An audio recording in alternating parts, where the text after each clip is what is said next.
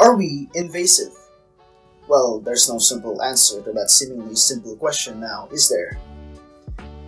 So hello, and good day to you all. We are Group 4, and this is our info video. Before we get to our topic, here is the list of our group members. Each of us will have a part to play in this video, so let's get started. The topic given to our group is the cycles of nitrogen and sulfur, and how they affect the flora in an environment. However, anthropogenic or human actions and influences are also mixed in with our topic. Both nitrogen and sulfur are important in the growth of flora in a certain environment, so this video will explain the two cycles mentioned, how they affect the flora, and also how we, humans, affect them and those cycles. The next speaker will now discuss the nitrogen cycle and the sulfur cycle. Now we'll talk about how nitrogen and sulfur cycles work. Let's start with the nitrogen cycle. This cycle begins with atmospheric nitrogen. This element can be found floating around in the atmosphere. It is first converted into ammonia by a rhizobium, then it gets passed to nitrifying bacteria, which converts it into nitrates. These nitrates are then absorbed by plants in order to create protein. Animals eat these plants to get protein, and their excreta or waste matter like feces and urine eventually decays, which produces ammonia. This can go back again into the cycle of going through nitrifying bacteria, which converts it back into nitrates, or through denitrifying bacteria, which turns it back into atmospheric nitrogen. And the cycle goes on. Next, let's talk about the sulfur cycle. Sulfur compounds and reserves are released in many different ways.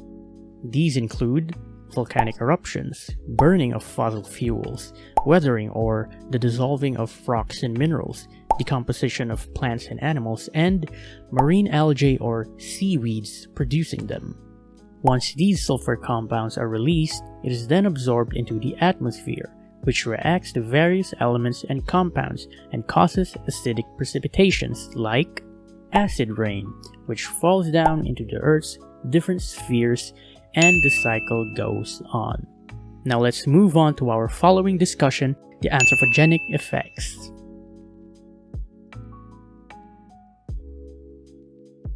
Scientists are increasingly understanding the nitrogen cycle. They are learning about nitrogen's origins and the changes that occur when it moves from non-living sources like the atmosphere, soil, or water to living ones like plants and animals. Scientists have shown that by changing the quantity of nitrogen stored in the biosphere, people are interfering with the nitrogen cycle. According to Vitasek 1997, the quantity of fixed nitrogen in Earth's ecosystems had been dramatically changed by human activities like the production of fertilizers and the combustion of fossil fuels. In fact, some believed that by 2030, human activities will have fixed more nitrogen than microbiological processes have.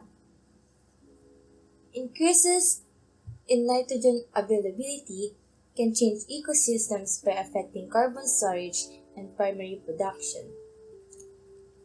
Ecologists have paid a lot of attention to nitrogen and its transformations because of the significance of nitrogen in all ecosystems and the major influence of human activities.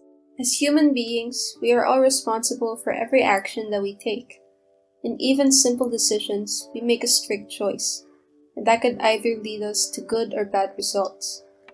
We have to be self-dependent and reliant, but not everyone easily transitions into this. Even our smallest actions can lead to big consequences.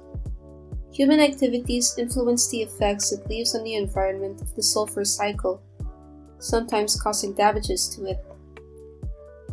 The sulfur cycle forms from natural elements, and we as humans have either done good or bad to it. To make things complicated, even both. We burn fossil fuels, volcanic eruptions happen, and decomposition of organic molecules. We release chemicals into the air, and you start to have polluting problems, more expensive rates to buy gear, and we end up getting sick. Nature has always been cohesive. The nitrogen and sulfur cycles prove how these elements come together with flora and fauna, enabling a harmonious environment that could survive in the company of one another. This may be the reason why we humans have been questioning our moral standpoint on matters of environmental issues.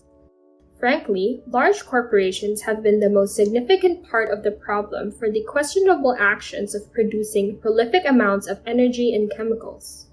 We've also been stuck in the cycle as we buy the necessities from the same large corporations in order to sustain ourselves.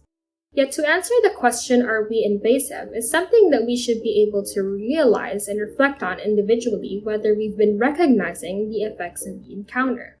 And that way, we could lessen the anthropogenic influences that have been threatening our planet, encouraging others to do the same.